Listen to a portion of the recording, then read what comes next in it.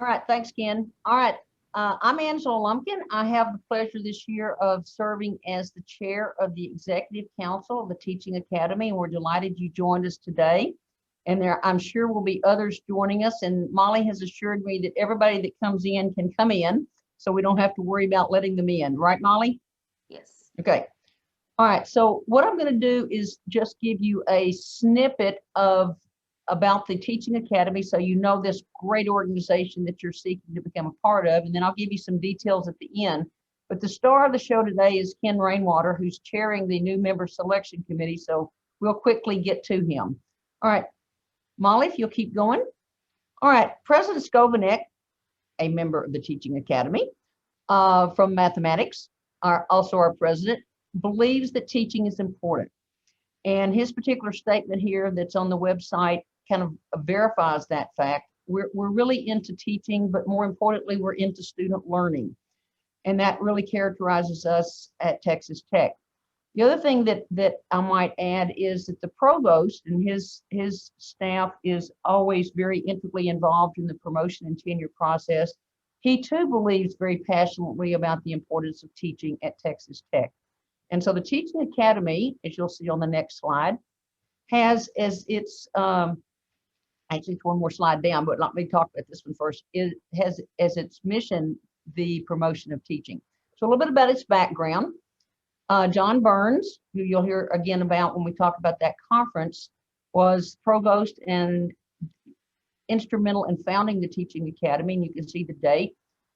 There's a percentage of faculty members who by our bylaws can be admitted into the Teaching Academy, and you'll be pleased to know there's plenty of space for you as well in that percentage. That's the number that we have currently. And if you want to find out who those members are, you can go down to the website and you actually find a list of those members who might be helpful to you in writing your nomination letter or your supporting letter, which is a part of that. As I mentioned, the Executive Council is the representative group of the Teaching Academy, and we're representative for the entire campus. And there's a past chair, Bob McDonald, and chair-elect, who is Courtney Myers, and I have the pleasure, as I said, of serving as chair. All right, Molly. So as I was saying, the important mission of the Teaching Academy is to be an advocate for teaching excellence. And I might just mention as a side, maybe you've heard about this in your academic unit. One of our missions this year is to try to advance the idea of the triangulation of evaluation of teaching, which earmarks that teaching excellence, and also to define what is excellent teaching on our particular campus. So we're trying to advance that in those ways. We're talking about ways in which we can work with our colleagues, how we can do peer evaluations, and the whole idea is to share the wealth of knowledge across campus. And so you'll see a lot of resources on the Teaching, Learning, and Professional Development Center, where the Teaching Academy website is housed, resources to help you with online teaching and all kinds of other upcoming webinars. Just happens to be one tomorrow that I think you might find very, very exciting. And check it out on the TLPDC website. It's Brianna Harris in Biological Sciences and some of her colleagues from other institutions. Suzanne, what's the time of that? Is it 1:30? It's 1 o'clock tomorrow. So check out the link. It's great. All right, Molly. All right, as I mentioned, there's a maximum, but we're nowhere close to that. So a space is being reserved for you. The eligible faculty are listed there. So I want to make sure that we know that professors of practice and full-time instructors, as well as tenure track faculty. The new member selection committee is the group of Teaching Academy members who selects that group. And one minimum criteria is the 3 years. Molly? As I mentioned, there's the nomination process, and Ken is going to do a great job in just a second telling you how to put that packet together so it lets you tell your own story about how you promote teaching and some pieces of evidence of your own personal teaching excellence. And this is the time I pass the baton to Ken. All right, thanks a lot, Angela. And I'm just one member of the committee. I'm in my last year of 3 years on the committee, and that's my contact information. Committee members for the current academic year are shown on this list. And so there's a good number of us spread across the entire campus. And so hopefully there's somebody in there that represents you in some fashion. And maybe someday this could be you. Okay, with the application process, you can access the application information at the website that's shown there. Probably by now you've already done that. So, but we're just trying to be complete with the information that's available. And along the way, you need two members of the Teaching Academy who know your work. And hopefully you've already found people like that, but there's still time to make that happen within the schedule for this. And if you need help with that, we can help you as well. And the list of the members is shown at the website that's shown there. Okay, you need two for this these purposes here. One will nominate you and the other will recommend you. I know to a lot of people that may sound like the same thing, but the nomination and the recommendation are a little bit different, although it will use a lot of similar information from you. And so the guidelines for the nominators and the recommenders are found at this other website, this URL that's shown here. Does it seem like we have a lot of rules? I guess we do. Okay. But the whole idea of the rules is to hopefully encourage a situation of fairness for so everyone is treated the same way. And then if there's anything we need to do to help you understand that stuff, that's why we're here. Certainly, you should meet with your nominator and recommender to discuss the application guidelines and the supporting materials that you would include, because that will be information they'll be referring to in the documents they provide. So notice down here the application packets, the ones that the one who wants to get into the academy wants to do, those are due by April 2nd of 2021. We thought about doing it on April 1st, but nobody believed us, so we made it April 2nd. And then the nomination and support letters are due 10 days later on April 12th. And what that was intended to do is to make sure that even though you've been talking to your nominator and your recommender, you can make sure that your packet is complete, and so they can refer to anything and everything that they can within their page limit. The application is limited to 20 pages. I guess we sound like students here. We started that. You don't have to use all 20. But that's the limit. You should be able to tell your story along the way. Supporting document 1 is described in the information on the website. And some of this information you may have used in other places. One of the warnings I just want to put out with this as we start, we have to do a lot of similar information for things like third-year reviews and things like that for assistant professors or for tenure and promotion packets. And those documents have their own purpose. It's not a good idea, though, just to rename your third-year review package and turn it in for this purpose. Stuff isn't in the same place, but it may share a lot of information. So it could be a feed for what you're putting for this, but just please try to make it fit the format we've requested. Supporting document 1, you have a chance in 2 pages to talk about your teaching philosophy, your statement of that. You probably have done that a number of times since you've been looking for, when you were originally looking for a faculty position, and that might have been modified by what you've learned since then. Next, we have evidence of advocacy for teaching excellence. What do you do to encourage people to think about being excellent teachers? That could include involvement in things like Angela just mentioned, the activities of the Teaching Academy and the webinars that are available. There are also reviews of other faculty teaching performance. And then one of the things some people do, which is a wonderful thing, is they encourage their students that are TAs that would like to be future teachers to improve their skills. Last 4 pages are evidence of promotion of service related to the teaching mission. And so that promotion of service can be through your professional societies, through committees in your department or your college, and just other things that can show that you have been putting an effort. Sometimes people do work with K through 12 encouragement to help those folks improve, connect to the way that we teach and prepare their students for being successful with us. Supporting document number 2, is first 4 pages. You have a chance to talk about evidence of sharing knowledge about teaching strategies and their implementation. And one of the things that I always have to watch for is that some of these phrases kind of overlap in different places. And, that's okay. If some similar information is in different places. But notice this is specifically about knowledge about teaching strategies and their implementation. So it's not just saying, hey, you ought to be a good teacher, you ought to show up for class, you ought to smile a lot. It's going beyond that. This is where you can be more specific about the area in which you teach, so that you can demonstrate the things that are appropriate for the ways your students have to learn, whether it's at the undergraduate or graduate level. And then how do you put that in place? It's one thing to have good ideas. What have you tried? How it's going? Evidence of teaching excellence. That can be anything that shows that other people have said you're doing a good job. So that could be related to awards that you might have been either nominated for or received for teaching. We realize that in some colleges, just some of our colleges are a lot bigger than the others. So the competition for teaching awards at the college level is quite stiff in some colleges compared to the smaller ones.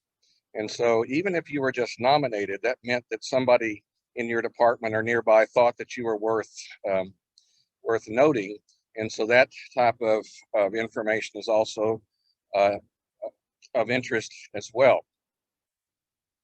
Then we have the evidence of teaching excellence from the students, another 4 pages. And I'm trying to think, Angela may need to correct me on this. For some reason, I'm having a little brain blank here. The evidence of teaching excellence from students can include the teaching evaluations that the students do, the things that the provost's office helps scholastic semester. And then also you can collect letters from students to give their information about how you've done. What I think are left out in the evidence of teaching excellence, but not from students, is hopefully your department and or your college encourages reviews of teaching performance with some sort of peer evaluation. If they don't do that, sometimes people participate through the teaching academy. And so that also is helpful. And I would hope that all our departments have some sort of mentoring in place where, if nothing else, a senior faculty member is watching a junior faculty member to help them improve and evaluate their performance. So that's the second supporting document. Okay, now what does the new member selection committee do with all this stuff? Okay, so this is also plainly stated on the website and in the policy. The nomination and recommendation letters are worth 10% of the overall weight of the score. Now, I got to think that everybody's going to have excellent nomination and recommendation letters, right? If you're getting bad vibes from what your nominator or your recommender says, then maybe we should talk about doing it another year. But hopefully you have people that are knowledgeable and supportive of your application, and everybody should do well on that. The strength of the teaching philosophy, and we're looking to see that it's sound and makes sense in terms of your background, your skills, and your potential growth. Now you could say, well, doesn't everybody's teaching philosophy sound the same? Well, they can have a lot of things that they share in terms of wanting students to reach their potential and all those good words. Don't quote me on that, but I've seen that a lot. But it's a place for you to make it personal to you. Why is it important for you to be a teacher, and why is it important for your students to be successful? And that can vary quite a bit across the different departments and specialty areas we work in.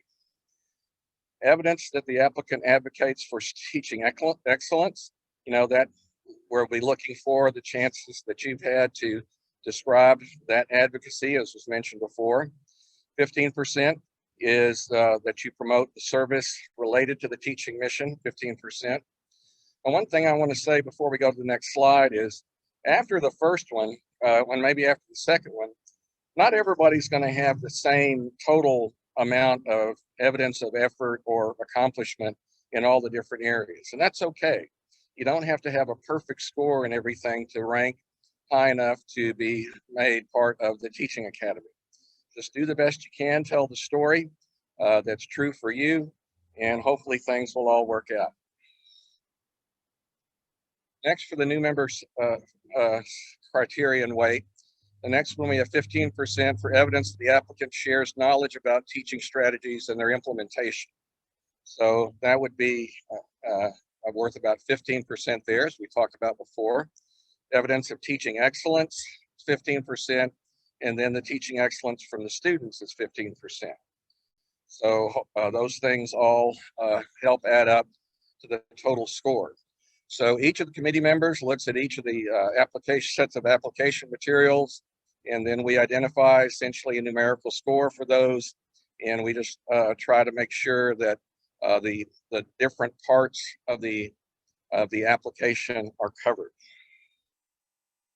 Okay, that's my main stuff about the application itself. I guess, Angela, is this the time to take questions? All right.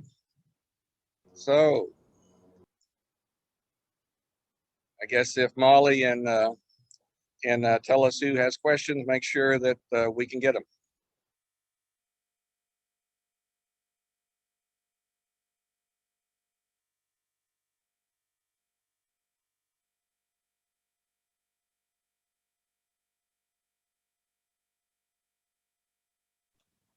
I think this means you did a really good job.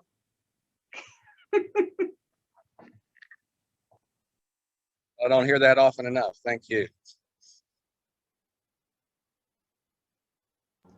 Well, I might jump in. Probably and Ken related to this in some of his comments. Probably the most difficult thing that people have in putting their packet together is figuring out where to put something, because it looks like there is some similarity in the titles. And Ken addressed this in his comment, but just to reemphasize that, put it where you think it makes sense. If it's in your packet, the committee will review it, and they're not grading if it's in the right slot. So don't feel distressed or stressed out about, oh, I didn't put it in the right spot. I mean, when it's something for students, that's pretty obvious, but there are some of those that are really closely related. So use your best judgment, and it might vary discipline to discipline. And if you think it makes sense in that category, then put it there. Ken, you want to add anything to that? No, you nailed it.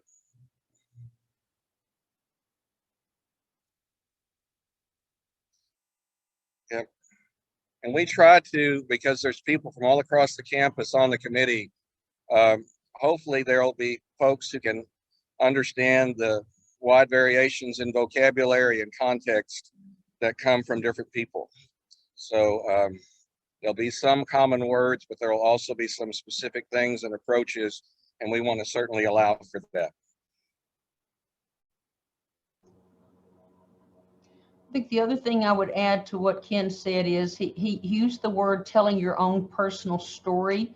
And I think that's really important to think about, because your story is unique to you.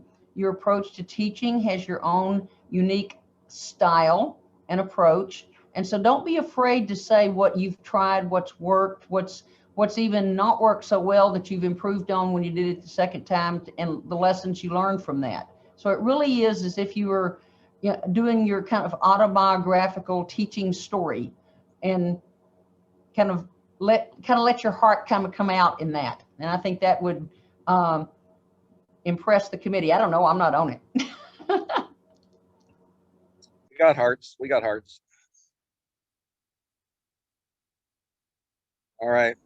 And, as I guess it's the last thing I'll say before we move it back to Angela is that, notice the numbers. We have more room to fit people in. When I looked on the internet last week, it looked like we have something under 1,800 faculty members and instructors, and I think that was full-time. So that means we have a lot of room for people. And then also, just another thing that happens when people get old like me is they often retire and other spaces come open. So it's not, we're not looking to exclude, we're looking to include to encourage the recognition of people who take their teaching seriously. Okay, if no more questions, I'll give it back to Angela. Well, I'm not sure that Ken could have given us a better segue into what I'm going to talk about now, which are the activities of the Teaching Academy. First of all, this is a question I get occasionally. If I get in the Teaching Academy, what do I have to do? In the sense of, are they going to put me to work? I got teaching, research, and service, and oh yeah, those count in my annual faculty report. Well, what I would like you to kind of think about in this is joining this kind of exclusive group is an opportunity to contribute, and contribute in a way that makes most sense for you. I'm going to tell you a few things on the next 3 slides, but the important thing is finding your niche in relationship to that. I mentioned John Burns, our founding father, if you will, who really believed, he was in biological sciences, really believed in teaching. And to honor Dr. Burns, each fall, the Teaching Academy holds the John M. Burns Conference. And I'm sure lots of folks on campus have attended this in the past. And it's an annual event. And we typically have an outside speaker that comes in and does a morning and an afternoon session. Occasionally we'll do something creative like we did last fall and do it ourselves. And so it's an opportunity for you to both to attend, to learn from, and maybe occasionally present it. And when we get down to number 3, we're going to circle back around to this particular conference. It's typically held in the TLPDC. The Departmental Excellence in Teaching Award, and that process this year is closed. So if you were planning on having your department nominate, just learn from this year's winner. I can't announce it right now, but I can tell you last year's winner, which was our department in kinesiology and sport management. And we're going to be sharing some things about this, what was in our packet at our March 5th Advanced Teaching and Learning Conference that's going to be held virtually this year.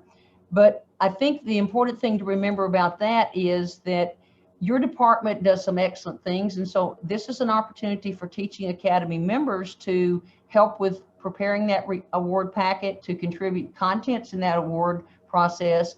And once you get it, to help spend the $25,000 or $25,000 prize that you get. Suzanne's putting some things, by the way, in the chat room. So be sure and look at each of those. Part of it's what I referred to as tomorrow's session, TLPDC, and some other information. All right, the Lawrence Skovanec Teaching Development Scholarship is funded by President Skovanec, and it really is an opportunity, if you'll go back one, thank you. It's an opportunity for faculty members to get money. That's a good thing, up to a maximum of $1,500 to travel to a conference, or even to pay a conference fee for a virtual conference in our world today. And what's neat about that is that, or I guess you'd call it neat, we give you the opportunity, i.e. require you, to come back to the John Burns Conference in the fall and share what you learned. So it's a poster presentation that you are asked to do when you have gone off and learned something. We have a couple of members of our own department that have gotten that, and they just rave about the fact of going off, spending some time to enhance your abilities. And we have those monies that they just give away free annually. And there's a process. It's already finished for this academic year, but it's typically a fall opportunity to get some funds to go to a professional conference.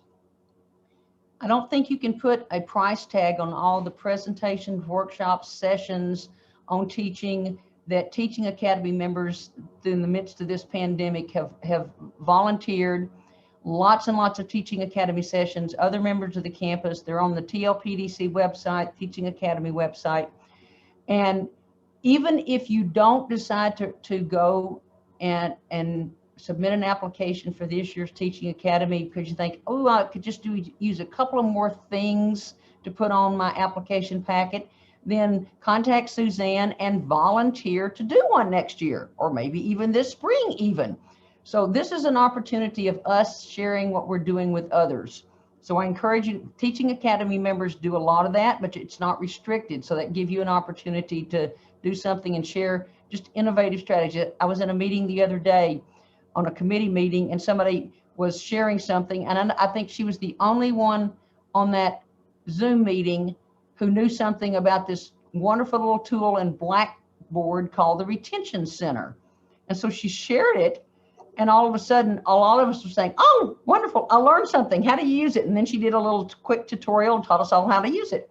And so those are the kind of things that we can do for each other. So the opportunity to share is really what number 4 is about. The Teaching Academy Executive Council actually is the selection committee for the Chancellor's Council Distinguished Teaching Award. And this is actually Chancellor Mitchell's award coming out of his office, but the selection committee goes through the Teaching Academy. So we're recognized for excellence of teaching ourselves by being the selection committee for that particular award. And that has been selected for this year. It's an early fall submission, but it has not been announced, so we can't share anything about that yet. All right, if you'll move up one, Ken. All right, one of the things that we're trying to get more and more Teaching Academy members doing is volunteering to do peer reviews of teaching for their colleagues, both in their own departments or even across campus. So they're wonderful opportunities to go and observe a colleague's class, learn what they're doing well, praise them for that, maybe give them some suggestions of what to do a little bit differently. So Teaching Academy members are asked to do that. They're not required, but they're encouraged to do that. The TLPDC each fall, and with a mini version of it in January, has something called the New Faculty Teaching Foundation workshops. And those are typically presentations by TTU faculty members, typically Teaching Academy members, in which you get to tell them a little bit about what you're doing well and what they might be able to do in their classes, because the next Monday they're going to be in a class with a whole bunch of students staring at them and expecting them to be prepared. So the whole idea there is to, again, share your expertise. Number 8 is really talking about talking up teaching. To the colleague in the office adjoining yours, or to a colleague over a Starbucks cup of coffee, or in a faculty member when you're talking about something of note with your curriculum and you talk about teaching strategy. So Teaching Academy members are encouraged to just, take those teachable moments with each other and talk about teaching. Ken alluded earlier to working with GTAs or GPTIs, or still learning. They're rookies, if you will, and they're still learning about the teaching process. So the Teaching Academy members, we hope, will take the lead with that. Teaching Academy members have to nominate new members. So it sounds like a very elite club and a very closed club. Nah, we're just colleagues. And we just ask each other to help each other be recognized for their outstanding teaching and for teaching awards, I might mention, because there are lots of awards of teaching. Probably the thing you need to know about those is so many of them at the university level have nominations early in the year. Whereas I think a lot more at the academic unit, like a department or a college, come back a little bit in the springtime. But you'll get asked to nominate other colleagues, write letters for them, or for teaching awards. And we hope Teaching Academy members will do that. Talking about your students. And I like to be an advocate for teaching with my students, because I emphasize continually, my job is to help them learn, but their job is to do their part too. So communicating with students about the importance of, I'm doing my job to the very, very best of my ability, and I hope they will do their part, meet me halfway, if you will. All right, the next slide, please, Ken.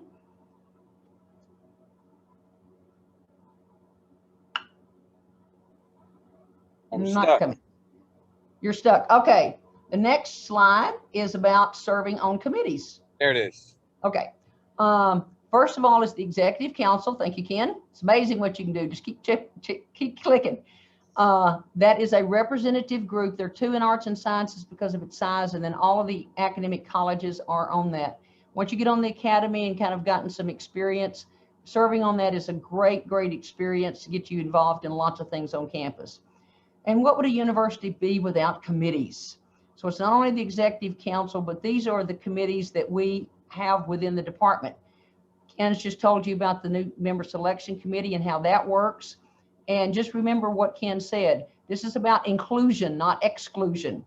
Departmental Excellence Selection Committee that just finished its work, that is about recognizing our peers. And the other one, the Lawrence Skovanec Teaching Development Scholarship Selection Committee, is about giving away free money. And I mean, what fun could that be? So the whole idea there is to help colleagues that are just maybe want to go learn a new strategy, or just simply have some funds that they can go for professional development. Okay, Ken? All right, I welcome your questions about anything about the Teaching Academy, or if all of a sudden you got that question you want to redirect back to Ken, you can certainly do that as well. So any questions of me about the Academy, or Ken about the new Teaching Academy selection process?